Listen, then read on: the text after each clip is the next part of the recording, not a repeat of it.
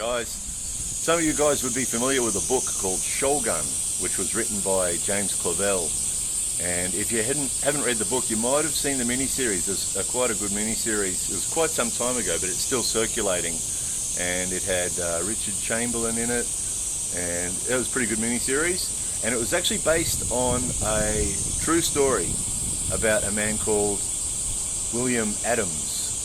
And apparently in 1598 he went to Holland from England, so he was an Englishman, and he went to Holland and joined up with a fleet of ships that were sailing to America somewhere, and they had one piece of bad luck after another, and they started with 5 ships, and in the end they had one, and William Adams was the pilot of that ship, and he steered them from America to Japan.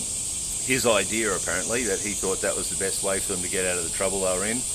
And they arrived in Japan, and there were 7 of them left out of the 5 shipfuls of men, and in the end there was 7 left, including William Adams.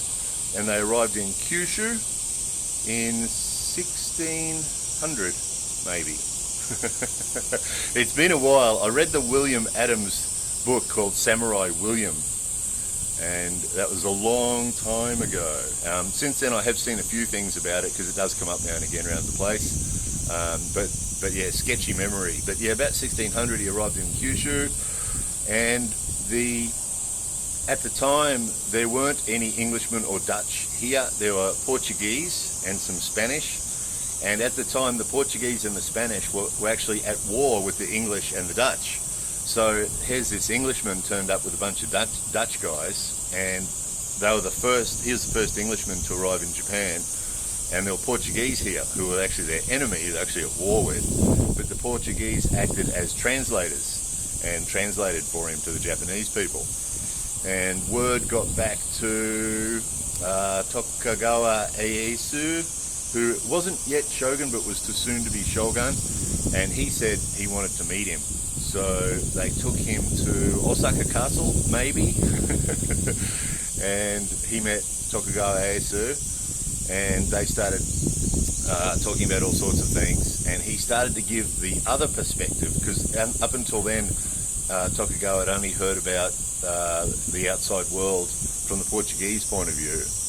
And of course, in their stories, the Portuguese and the Spanish were wonderful, and the English and the Dutch were bad. So he got to hear a different perspective. The other thing was the Portuguese had, what did they have? They had, I wrote it down because I knew I'd forget it. They had Franciscan monks, and they had Jesuits with them who were trying to convert the Japanese people to Christianity, and were converting Japanese people to Christianity. And Tokugawa didn't really like that too much, right? So he was interested in the different perspective, because William Adams was a Protestant, and so he wasn't sort of evangelistic, you know, and so he also had all sorts of knowledge that was interesting to Ieyasu. He was very good at mathematics and things like that. So he became. Oh, the other thing he did, he built a ship for him. Apparently, Ieyasu said to him, "I want you to build me one of those English-style ships, like the one you arrived in, or the Dutch one, and Western-style ship." And he said, "Oh, I'm not a carpenter, you know." And he said, "Oh, it's all right. Do your best. It doesn't matter if it doesn't work." And so he gave him a whole heap of workers, and they built a ship that Ieyasu was really happy with, apparently. So because he built the ship for him, and he was teaching him all these things about the outside world and mathematics and all sorts of things like that, he made him a samurai. Hence the name. Samurai William. So pretty interesting story. And what triggered this video was recently there's a book released, and I wrote that down because I knew I'd forget that too, called In the Service of the Shogun. And from all accounts it seems to be one of the most thoroughly researched versions, because the one I read was some time ago and it was a good book. I've also seen the transcript of a letter written by William Adams at the time back to people in England.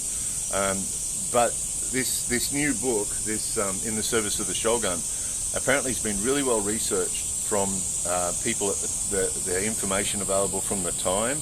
So what was written about this guy by the Japanese, and what was written about him by the Portuguese, and what was written about him by the other Dutch people that were with him, and just the contemporary sources. So it seems to be really well researched and really well written. It's had some really, really good reviews. So I thought you guys might be interested in that. I've still got that old version, the Samurai William book, which is a pretty good book too. So there's what I mentioned so far is the Shogun book by James Clavell, the mini-series, which is on DVD now, then the Samurai William book, and then also the latest book, which is In the Service of the Shogun. So all of them are interesting. All of them are interesting. For you guys who are interested in Japan, they're all interesting. I found the Samurai William book really interesting because it's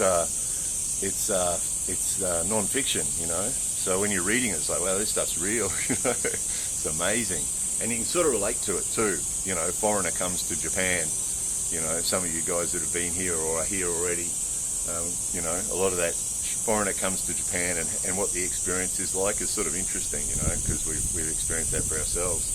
So all of those things, I'll put it on our Amazon page. So there'll be a link underneath this video if you're interested in having a look at any of those. You'll be able to find them on our Amazon page. It makes it easy to find. All right. So highly recommend it.